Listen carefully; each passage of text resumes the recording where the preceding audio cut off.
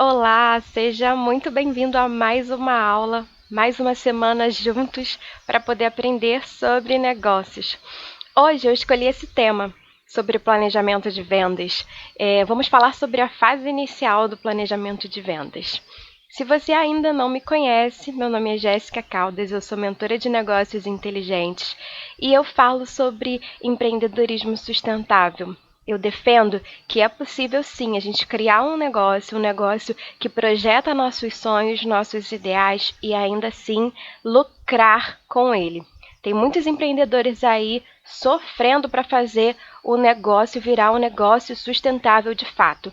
E eu tô aqui para te ajudar a chegar nesse caminho. E por que águas? Por onde nós vamos navegar hoje? Nós vamos falar sobre processo decisório de compra, vamos falar sobre valor percebido, vamos falar sobre a chatice dos gatilhos mentais e vamos iniciar o nosso planejamento de vendas. Eu vou te dar algumas dicas de como você pode fazer isso. Mas antes eu vou fazer aquela oferta que eu sempre faço, porque eu não desisto. Se você ainda não entrou lá no meu canal do Telegram, acesse o link que eu vou deixar aqui embaixo, porque lá a gente está sempre compartilhando ideias, eu faço enquetes e é muito importante para mim ter esse contato com vocês, até para trazer um conteúdo que você goste, que você ache relevante para o seu negócio. Então, se você ainda não faz parte do canal do Telegram, vai lá e seja parte desse grupo de marujos de sucesso. Iniciando, vamos falar sobre processo decisório, né? O que é o processo decisório? O processo decisório é o nosso processo de decisão. Nós decidimos coisas a todo momento da nossa vida, né? Você decide se você vai acordar na hora que o despertador toca ou 5 minutinhos mais tarde. E o tempo todo nós estamos tomando decisões. Quando a gente vai comprar alguma coisa, quando a gente precisa de algo, a gente também faz esse processo decisório. E eu coloquei aqui para você entender um processo básico. Eu quero que você reflita sobre esse padrão que existe, mas que você entenda que cada ser humano trabalha numa ótica diferente. Nós temos uma visão de mundo diferente uns dos outros. Então, muitas vezes, dentro do seu processo decisório, você tem muitas outras coisas que estão além do que eu coloquei aqui. E tem muita gente que é muito mais analítico, que pensa muito antes de fazer uma compra. E tem outras pessoas que vão comprar mais por impulso. De qualquer forma, é importante você analisar qual é o seu perfil como comprador, tá bom? Mas aqui a gente está falando do processo decisório para entender não a gente. Nós queremos entender quem? O nosso cliente.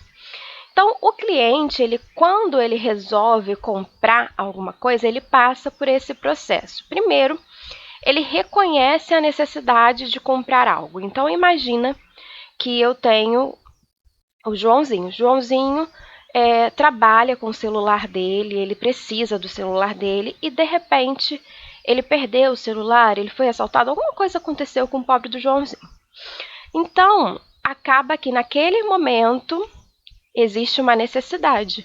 Ele precisa comprar um novo celular para poder continuar trabalhando. E aí, isso é a primeira fase, reconhecimento da necessidade. Depois que o Joãozinho reconheceu isso, ele começa a buscar informações sobre celulares, sobre as qualidades, né, as características de cada um celular. E aí, com base, obviamente, nas condições financeiras que ele tem, ele vai pegar algumas alternativas, algumas opções e avaliar melhor essas opções. É sempre interessante nós termos mais de duas opções, porque quando você só tem uma e outra, você fica ali numa encruzilhada e acaba se submetendo a comprar um ou outro. É uma avaliação meio injusta. Agora, quando você tem 3 opções, 4 opções, a coisa começa a ser mais justa em termos de avaliação. Então, você começa ali a avaliar as suas alternativas Hoje em dia existem sites que fazem diversas comparações para facilitar a tua decisão de compra, não é mesmo? E aí você vai lá, entrou nesse site, fez a comparação e finalmente decidiu, Joãozinho decidiu qual celular comprar. Depois que ele decidiu, ele entrou no site ou foi à loja e comprou. E o momento mais esperado para a empresa, ele finalmente comprou. E aí, depois que ele comprou, ele vai exercer um comportamento pós-compra. Que comportamento é esse? Passou uma semana, ele usando aquele celular, ele pode estar super satisfeito, nossa, é o melhor celular do mundo, ou ele pode estar super insatisfeito, é o pior celular do mundo, me arrependi de comprar. E aí, com base nisso, ele vai ter um comportamento. Se ele está ali dentro desse perfil de que é o melhor celular do mundo, ele vai comentar com pessoas, ele vai falar, olha gente, esse celular aqui é maravilhoso, comprem, ele vai fazer stories no Instagram, ele vai falar para diversas pessoas, ele está super feliz e esse foi o comportamento pós-compra dele. Agora, se ele ficou insatisfeito, ele vai falar mal daquele celular para todo mundo também. E ele vai ficar super chateado, nunca mais vai querer comprar. Enfim, cada um tem um comportamento pós-compra. Só estou dando alguns exemplos aqui para você. E o comportamento pós-compra, ele precisa ser identificado pela empresa. Através do quê? Do pós-venda, que eu sempre falo que é um pecado que as empresas cometem de não fazê-lo. Então, é interessante a gente avaliar qual é o comportamento do consumidor depois que ele comprou o seu produto ou o seu serviço. E aí, eu quero falar para você que a venda é emoção apoiada na lógica. Quando a gente compra alguma coisa, sempre tem uma desculpa por trás dessa compra. No caso aqui do Joãozinho, ele comprou porque ele tinha uma necessidade, mas pode ser que ele tenha comprado um celular de 5.000 reais e que não necessariamente ele precisava comprar um celular daquele, mas ele tinha aquele desejo, aquela vontade de possuir aquela marca. E aí ele pode ter colocado uma desculpa nessa história para que ele comprasse esse celular de 5.000 reais, por exemplo. Se eu comprar esse celular, ele vai durar mais tempo. Essa marca é a melhor em qualidade, essa marca vai me dar maior suporte. Então, geralmente, as nossas compras, elas têm alguma desculpa por trás. Não sei você, mas eu já passei muitos momentos assim de comprar um milkshake aqui, um hambúrguer ali, outra coisinha que não era para eu comer ali. E sempre dando aquela desculpa. Eu mereço, eu quero, eu posso, eu mereço. Eu trabalhei o dia todo, eu estou cansada, eu estou estressada, eu mereço.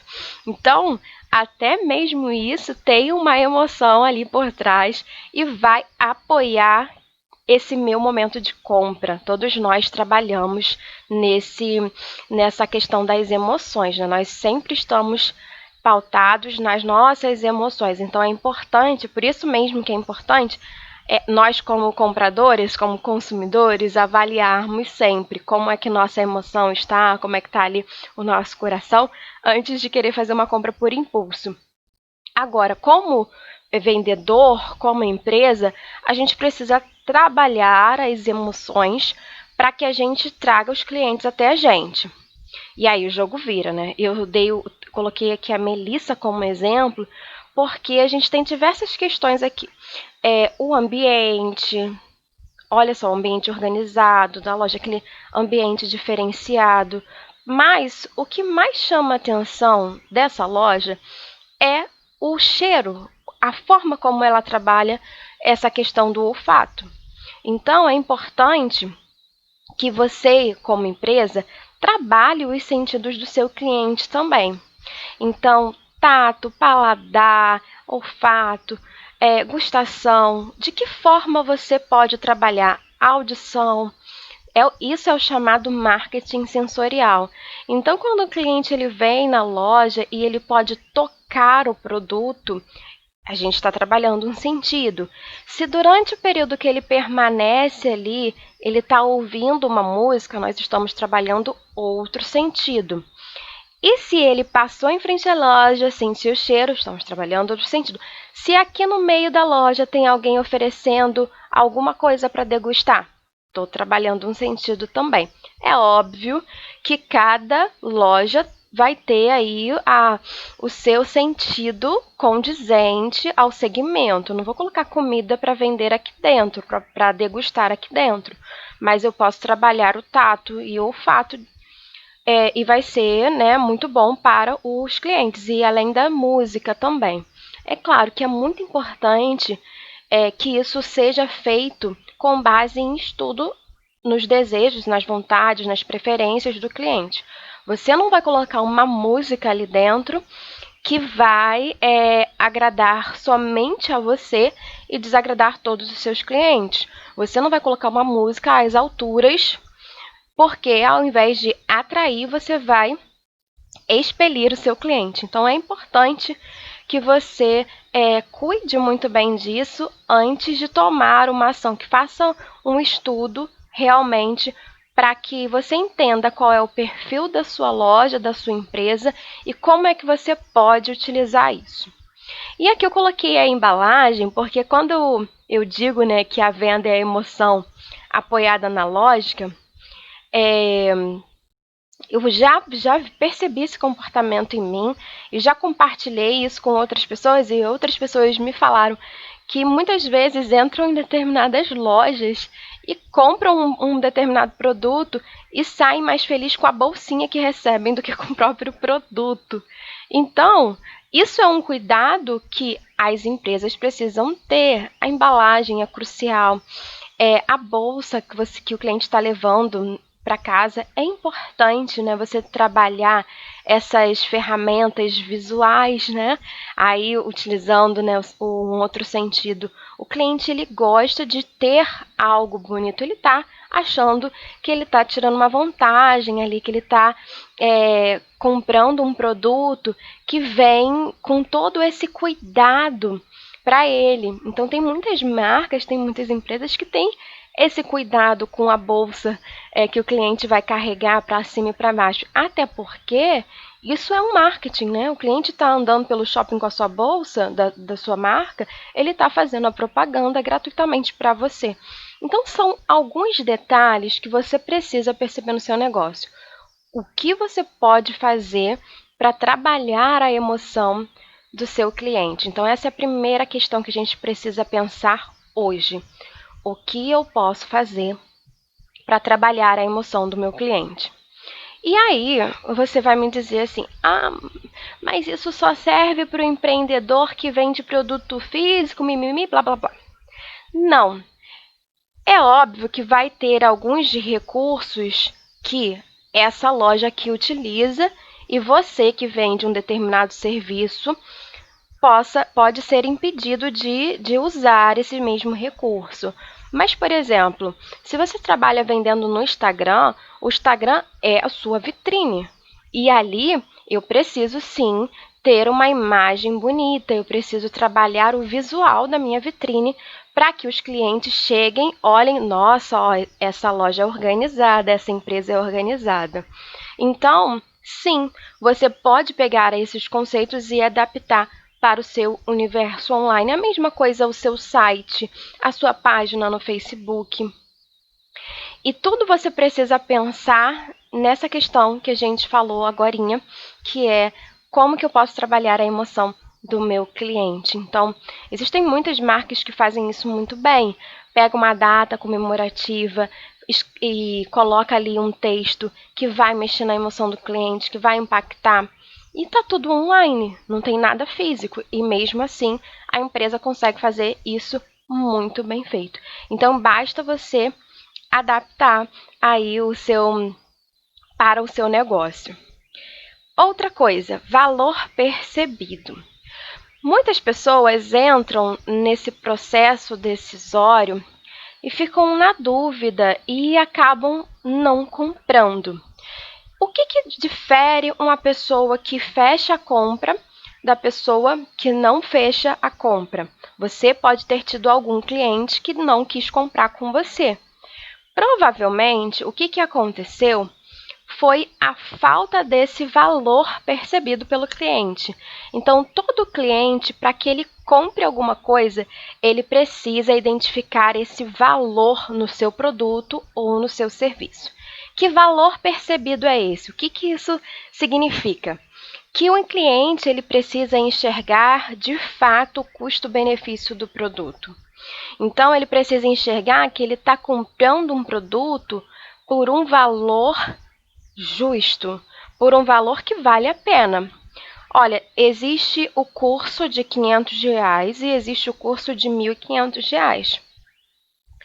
Por questão de preço, você pode até olhar esse curso de R$ 500 e querer comprar ele por questão de preço.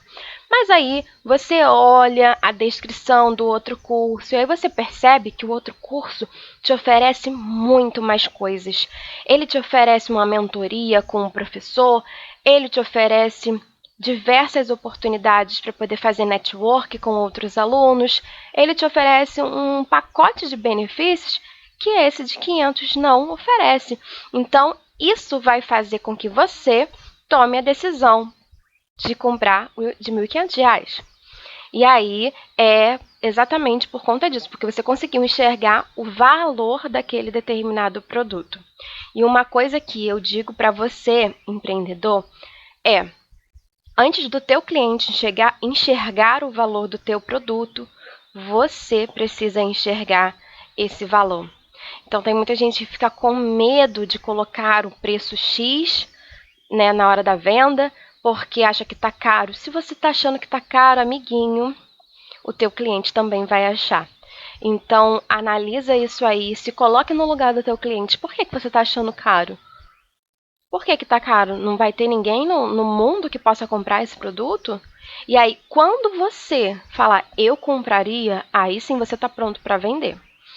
Outra coisa também, dentro dessa questão do valor percebido, é que quando o cliente ele consegue enxergar esse valor, é porque você conseguiu suprir as necessidades dele e ir além. Você foi além, você falou que ia fazer e acontecer e você está ofertando algo além. Hoje em dia, a concorrência está muito grande. O que mais tem por aí é gente fazendo algo parecido com você. A menos que você tenha inventado a roda aí e não tenha me falado. Mas a maioria dos negócios que surgem, eles têm já concorrentes, seja indiretos ou diretos. E aí você precisa analisar como é que você vai suprir a necessidade do seu cliente e ir além para que o seu cliente venha comprar com você e não com o seu concorrente. E aí entra o terceiro ponto desse valor percebido, que é o encantamento. O cliente, quando compra com você, o cliente, quando ele visita, na verdade, antes dele comprar com você, ele precisa ser encantado. Então, você já teve com certeza essa experiência de visitar algum lugar, de entrar em alguma loja e ser encantado. Não existe possibilidade de você sair daquele lugar sem o produto, porque você foi encantado pelo vendedor. E quando eu digo encantamento, serve para várias coisas, né? Serve em relação ao ambiente, em relação às promessas que foram passadas para você, em relação a preço. Então, de que forma, e principalmente o tratamento. Quando você é bem tratado numa loja, quando você é tratado mesmo como um cliente diferenciado. E às vezes isso tudo é parte da cultura da empresa. Todos os clientes são bem tratados e ok, é ótimo acontecer isso. Mas esse encantamento, ele faz parte desse valor percebido. Então, se o cliente enxergar custo-benefício, se ele enxergar que você vai suprir as necessidades dele e ir além, e se ele enxergar que você está encantando ele vai fechar com você porque ele entendeu que dentro daquele produto ou serviço que você está ofertando existe um valor percebido, existe um valor que faz o teu produto, o teu serviço ser diferente dos demais. Então, É essa questão, é esse ponto que vai fazer a diferença do cliente que compra para o cliente que não compra.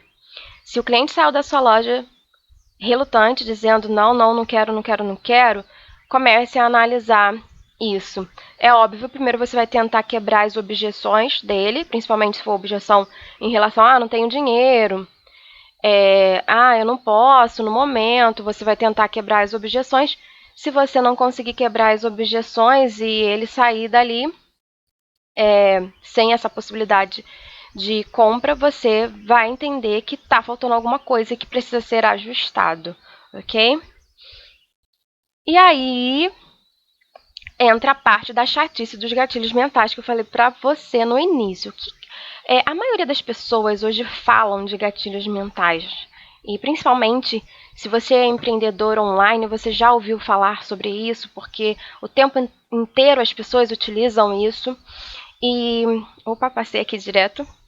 E eu vim conversar com você o que é gatilho mental, vou explicar como se aplica. Você vai perceber que você já foi em algum momento vítima de algum gatilho mental, todos nós já fomos, e isso não quer dizer que nunca mais seremos, porque saber e entender gatilho mental não quer dizer que te deixe imune de cair no gatilho. E eu quero que você entenda como é que isso funciona dentro das empresas. Não existem só esses aqui que eu coloquei, esses são os principais, são os mais comuns. E os gatilhos mentais nada mais são do que estímulos para que o cérebro tome uma decisão mais rápida. Então, quando o cliente ele fala que vai dar uma voltinha, por exemplo, no quarteirão, ele está tendo a chance de pensar mais um pouco sobre aquilo e colocar na balança os prós e os contras. Então, quando você usa um gatilho mental e o cliente decide comprar, você está impedindo que ele pese na balança os prós e contras, porque você está utilizando ali um gatilho mental, você está acelerando essa tomada de decisão. Então, os gatilhos, eles são utilizados para isso, para que você estimule o teu cliente a tomar uma decisão mais rápida e aí você venda mais rapidamente também. O primeiro gatilho mental aqui que eu coloquei é o gatilho de escassez. É aquele que você está na loja e diz que vai dar uma voltinha e o vendedor fala, só que só tem esse. E aí você logo fica com medo de perder, porque nós, seres humanos, nós somos desses, né? A gente não gosta de perder de jeito nenhum. Então, quando se passa na sua cabeça a possibilidade de você perder o produto que você queria para outra pessoa, o que você faz? Vai lá e compra. E às vezes o estoque do criaturo que falou isso para você está abarrotado de material, de produto, e ele só usou mesmo um gatilho para que você comprasse. E você comprou.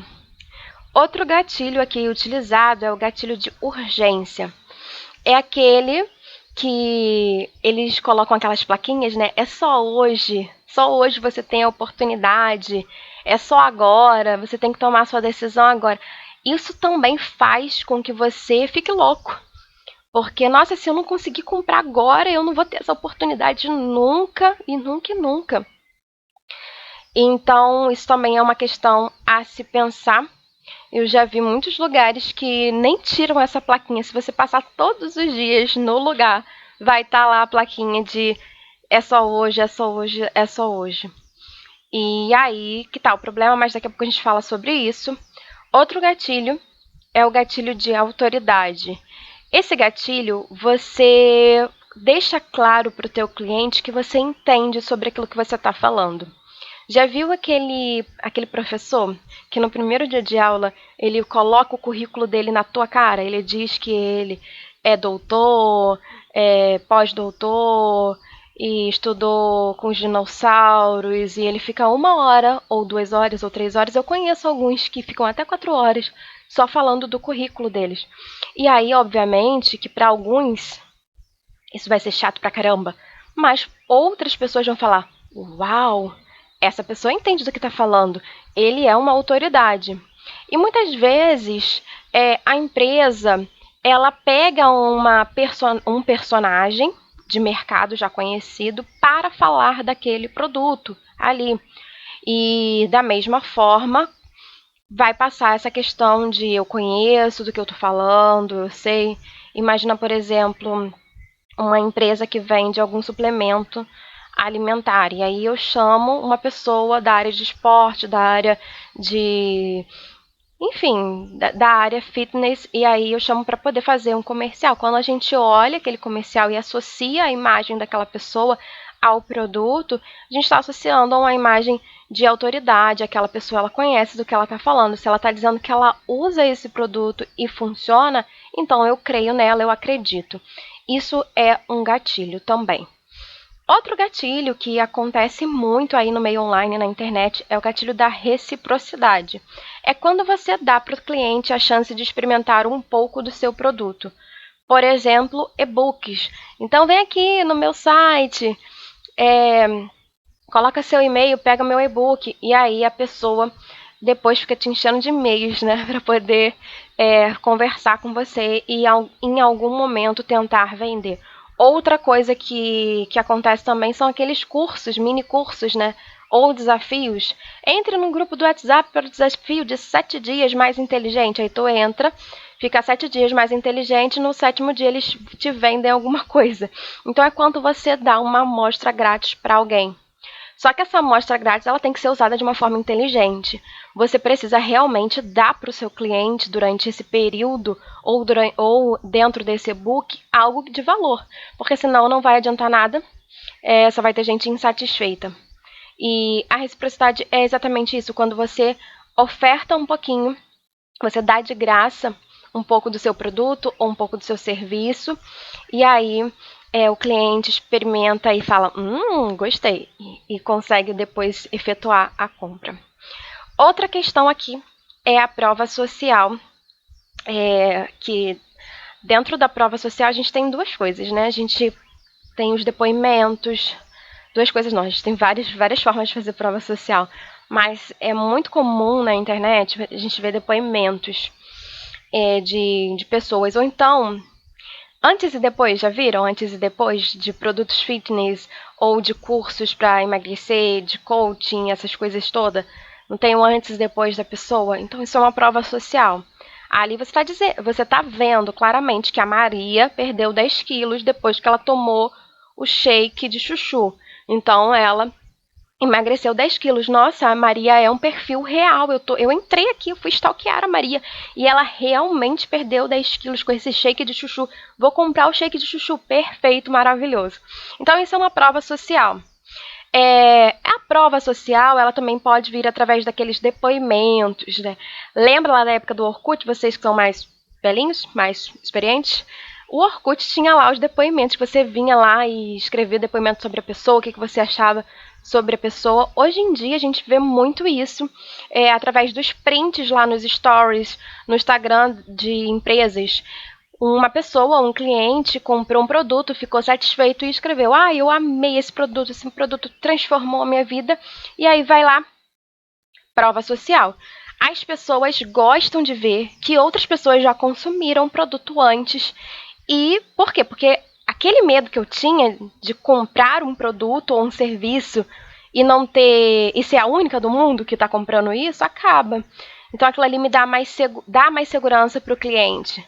Dá mais segurança, ele vai olhar e vai ver outras pessoas compraram. É a mesma coisa, gente, das estrelinhas no aplicativo, na loja na Play Store, né? Quando você vai baixar um aplicativo, você não vê as avaliações, quantas pessoas já baixaram, quantas estrelinhas ganhou. Quando a gente entra num site para comprar um produto também, aí tá lá uma estrelinha, você já fica logo, esse produto não deve ser bom. Então a prova social, ela é muito importante também. E a antecipação, que ela causa um mistério. Que na verdade, por exemplo, eu poderia muito bem começar essa aula de hoje falando lá no início, no primeiro slide, falando assim, gente, eu vou falar no final dessa aula algo que vai mudar a vida de vocês. Então, eu estou antecipando, estou deixando o mistério no ar. E aí, isso vai deixar vocês curiosos até o final da aula para ver o que eu vou falar.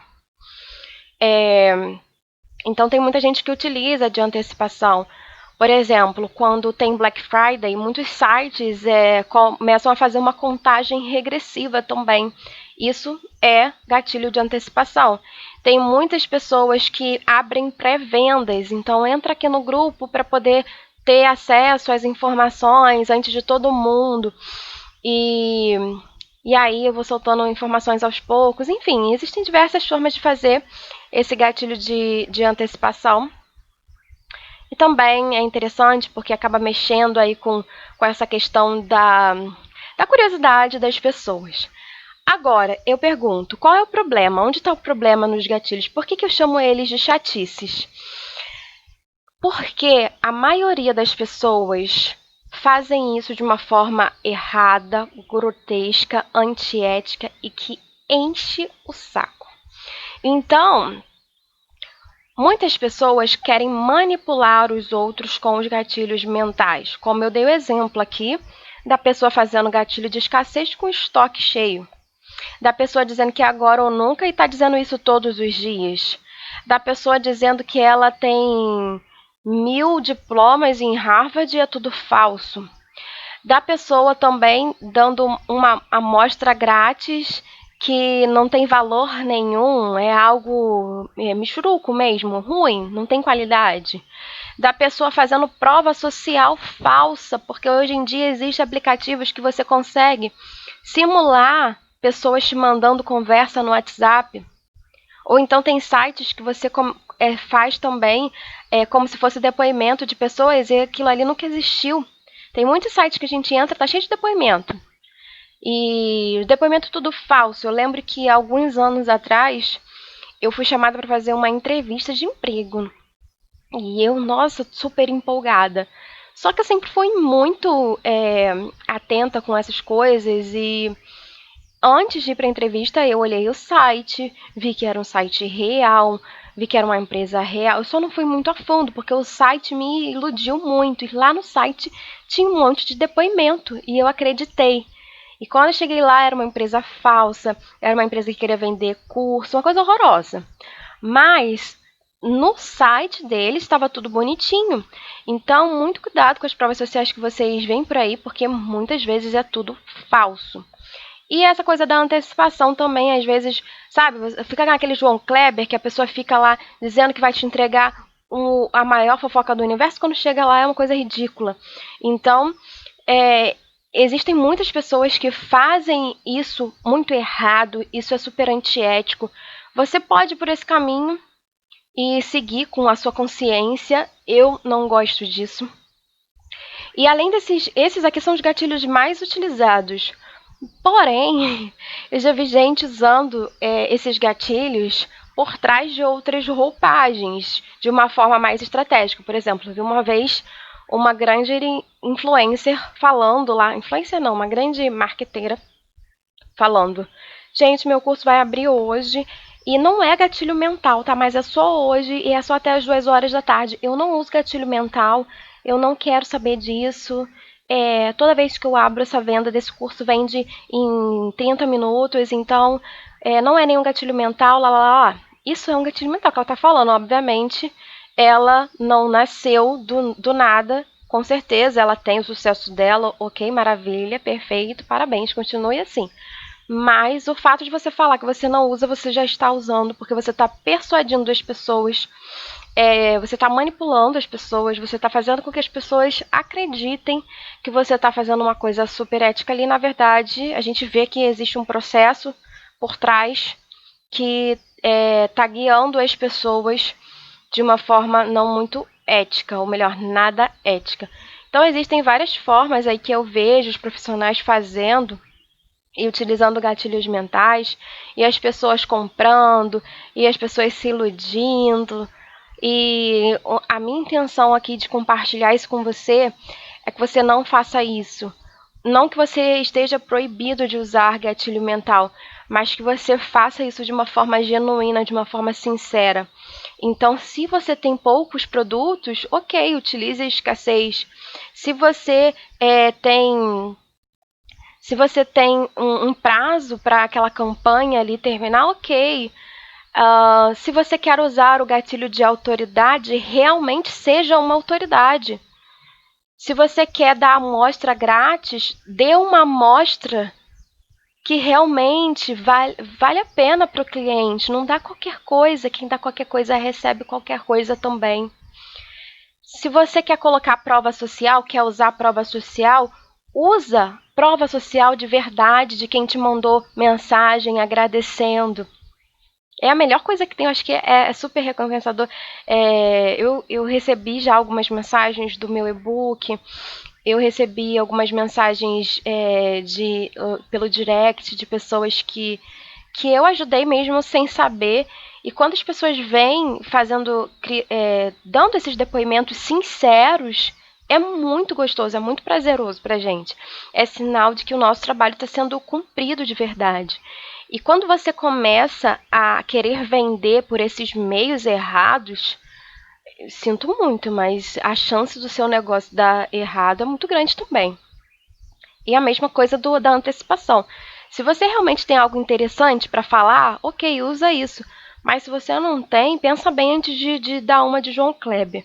E aí, o que essa manipulação ela gera? Né? Eu já vi pessoas fazendo um festival de manipulação, um festival de gatilho mental, de promessas falsas, conseguiu vender e no final só teve uma lista de clientes insatisfeitos.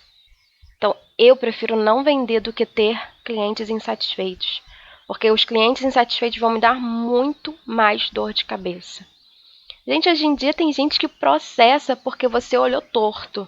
Olhou torto, ganhou um processo. Então, muito cuidado. Você precisa, antes de começar a vender, ler o Código de Defesa do Consumidor para ver se você não está fazendo nenhuma merdinha. Então, seja ético com seu cliente, acima de tudo. Outra coisa, as pessoas não são bobas, né? Acabou aquela coisa de que as pessoas não têm informação, de que as pessoas são bobinhas. Coitadinha dos clientes, eles nem sabem disso. Hoje em dia todo mundo sabe.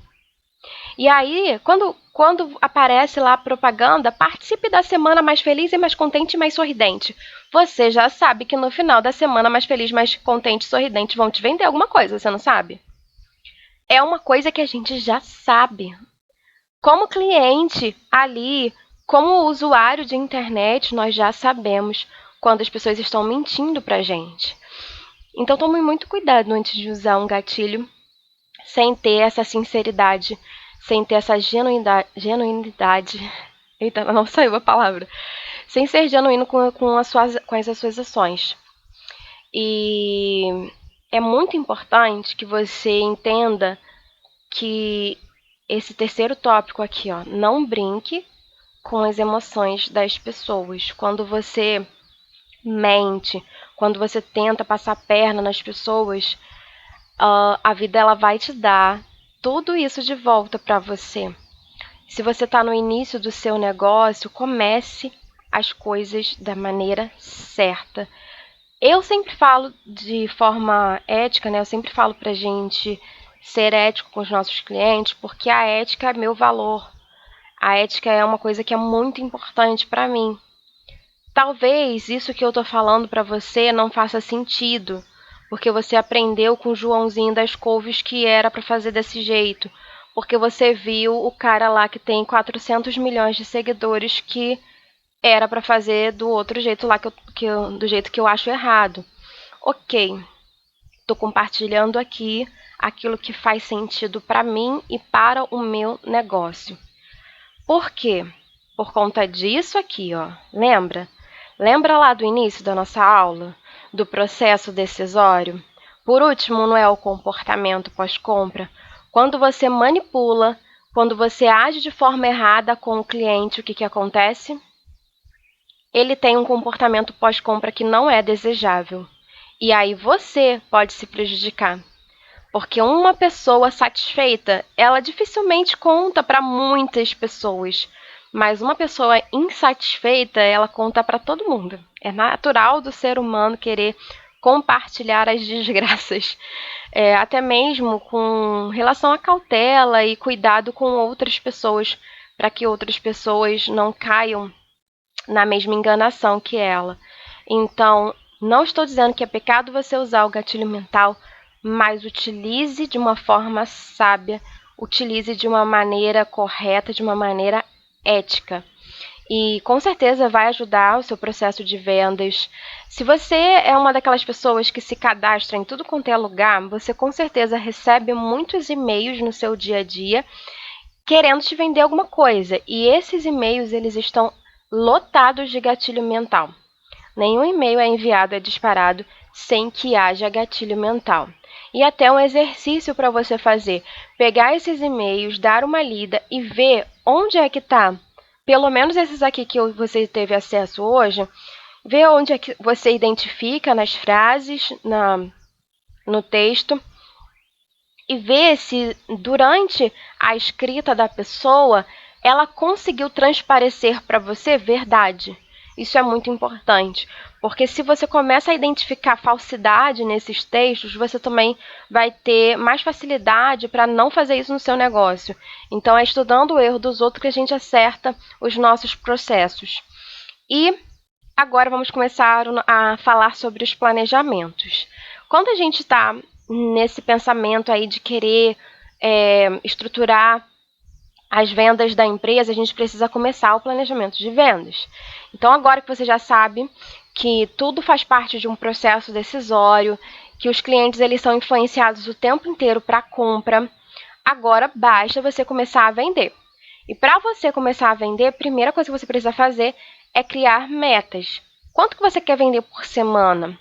Quanto que você quer vender por quinzena? Quanto que você quer vender por mês? Quanto que você quer vender durante um ano?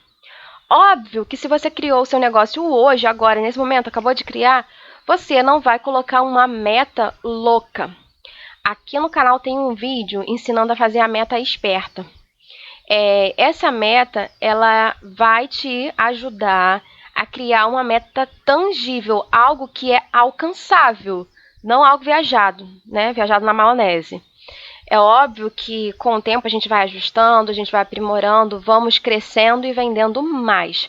Mas é importante que você estabeleça metas que sejam reais e alcançáveis. Então, se você não sabe definir metas reais e alcançáveis, vai lá no vídeo das metas e faça as suas metas baseado nessa ferramenta, que é uma ferramenta muito boa. Vale até a pena você ver para você criar suas metas pessoais também, que é super legal, eu sempre uso. Outra coisa que você precisa ver na hora de começar esse planejamento de vendas é se você vai ter uma equipe, eu coloquei aqui equipe do poder, ou se você vai fazer suas vendas sozinho, se você é um empreendedor solitário, você vai ter que fazer isso sozinho. Das duas formas, você vai analisar a seguinte questão. Se você tem uma equipe de venda, a sua equipe é a equipe do poder? Ela é a equipe dos vendedores Master Power das galáxias? Se você vai fazer suas vendas sozinho, você é o vendedor do poder? Você é o vendedor top das galáxias? Então faz essa análise, porque se você não for, se a sua equipe não for, aí vai entrar o treinamento de vendas. Não tem como você conseguir alcançar vendas se você tem medinho de vender, se você tem medinho de falar com as pessoas, se você tem medinho de enviar um e-mail, ou até mesmo se for loja física o seu negócio, de falar do seu negócio. É importante que você supere isso, que você se torne o vendedor do poder, que você saiba como argumentar, que você saiba como falar com as pessoas. E depois que você se torna esse vendedor do poder, aí pronto, você está pronto para vender. Conselho. Esse poder de vendedor, ele está dentro de você, está dentro de todos nós. Eu sempre falo que todos nós somos vendedores. Quando você fala de uma série que você gosta muito para alguém, você está vendendo a imagem de que aquela série ali é maneirona, legalzona. Quando você fala de uma música, que você gosta de uma banda, você está fazendo a mesma coisa. Quando você está num processo seletivo, você está tentando se vender, vender a sua imagem. Então, não vem dizer que você não tem dom para vender, você tem sim, para com isso. Você só precisa ajustar o seu processo através do quê? Do treinamento de vendas, que é muito importante. Agora, se você quer começar a agir desde já, eu te dou uma dica super valiosa. Começa a exercer o seu poder de negociação com qualquer coisa, com qualquer pessoa, em qualquer lugar que você for. Foi na padaria? Estimula esse poder de negociação. Foi numa lojinha ali? Estimula esse poder de negociação. Não estou dizendo que você vai ficar pedindo desconto para todo mundo, até para o padeiro, coitado. Mas é para você estimular essa questão da negociação, da conversa. A negociação é a habilidade de comunicação. E isso a gente consegue chegar ao sucesso nessa habilidade de comunicação somente praticando. Então pratique com a sua mãe, pratique com o seu cachorro, negocie com o seu cachorro. Seu cachorro vai ser um ótimo personagem para você, uma ótima pessoa, um ótimo cão para você para você negociar, porque ele não vai te ouvir e tem cliente que é assim, né, que não vai te ouvir. Então você negocia ele com ele, conversa ele com ele e você vai entender que a prática vai te aperfeiçoar, ok? A gente vai ter vários vídeos aqui no canal em breve falando mais sobre negociação, sobre comunicação. E tem um curso de comunicação já disponível, já na plataforma, para quem quiser entrar. Ainda não tem todas as aulas disponíveis, mas já tem metade das aulas, então já dá para fazer sem desculpa, que vai aprender já um monte de questões a respeito de comunicação. Outra coisa, terceiro ponto aqui, é o alcance. Onde você quer chegar? Quais são os lugares que você quer vender? Você quer vender no seu bairro? Você quer vender no município? Você quer vender só nesse planeta ou em outros planetas? Você quer vender aonde? Você precisa ter isso em mente. É pela internet? Ok. Não é porque pela internet que você vai alcançar todo mundo assim de cara, de início. Então, o que adianta você colocar lá a propaganda na internet quando você faz um anúncio, por exemplo, dizendo que você quer alcançar o mundo inteiro, se você faz docinho e só consegue entregar até o bairro mais próximo? Tudo tem uma questão de limitação. Então, faz aí a análise de onde você consegue chegar e aí, com base nisso, você monta o teu planejamento de vendas. Então, é importante que você delimite o seu território. Delimitou seu território? Ok. Agora você vai fazer um mapeamento do seu público-alvo. Já tem uma aula aqui falando sobre isso, falando sobre persona. Por que é importante você fazer seu público-alvo? Porque sem essas informações do público-alvo, você não sabe como você vai vender esse seu produto, você não vai saber qual é a melhor mídia para poder chegar ao teu cliente, você não vai saber como se comunicar com ele. E outra coisa super importante, qual é a renda do seu público? Isso é importante você saber, porque isso vai influenciar, vai impactar no teu preço de venda. Outra coisa importante, faça a estruturação das fases da venda. Qual é a primeira parte da sua venda? Imagina que eu sou uma empresa online que eu vendo, não sei, gente, vendo garrafas personalizadas e eu faço isso só online. Então, primeira coisa que eu faço primeira parte da venda é fazer um anúncio, vamos supor. E aí, depois que eu faço esse anúncio, a pessoa vem, chega até mim e manda um direct ou manda um e-mail perguntando o preço. E aí eu já tenho que ter uma mensagenzinha pronta, um bom recebimento para ela. Eu já tenho que ter tudo estruturado, né? Até a questão das quebras de objeções, até o fechamento e até o pós-venda, aliás. Até a última fase da venda sempre é o pós-venda. O que eu vou fazer, qual vai ser o meu comportamento depois que a criatura comprou. A criatura comprou, ela não pode se ver livre de mim. Eu tenho que continuar em contato com ela.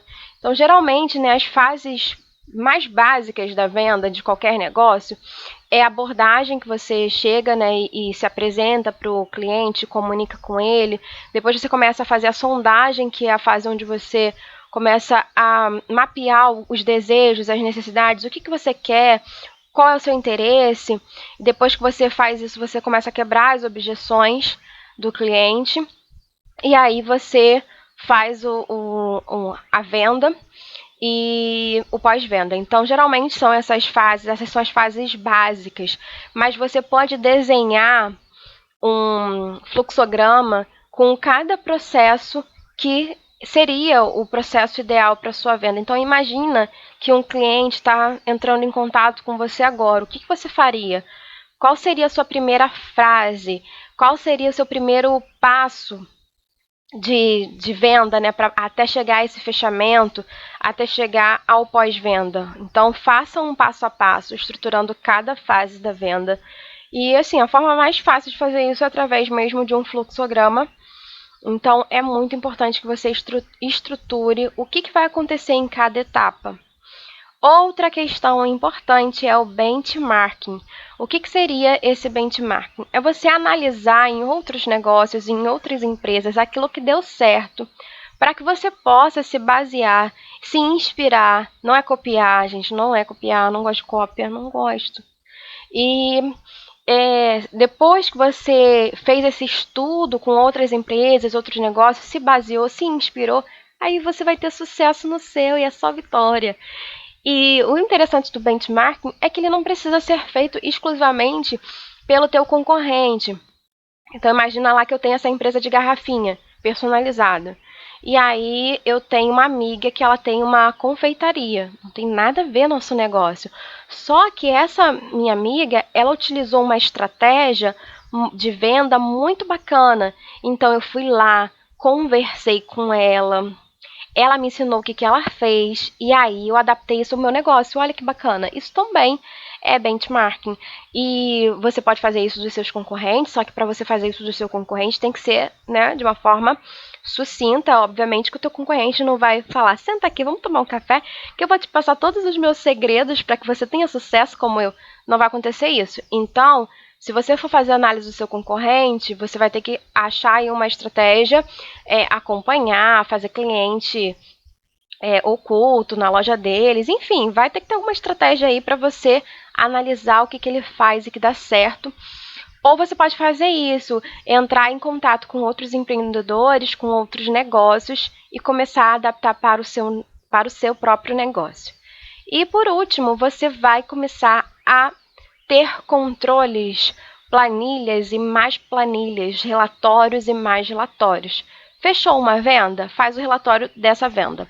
É importante que você guarde tudo em uma pasta no Drive. Guarda no Google Drive para não perder, meu filho, porque as pessoas adoram perder as coisas no computador, né? Então, guarde lá no Google Drive para que você tenha esse acesso a esse documento.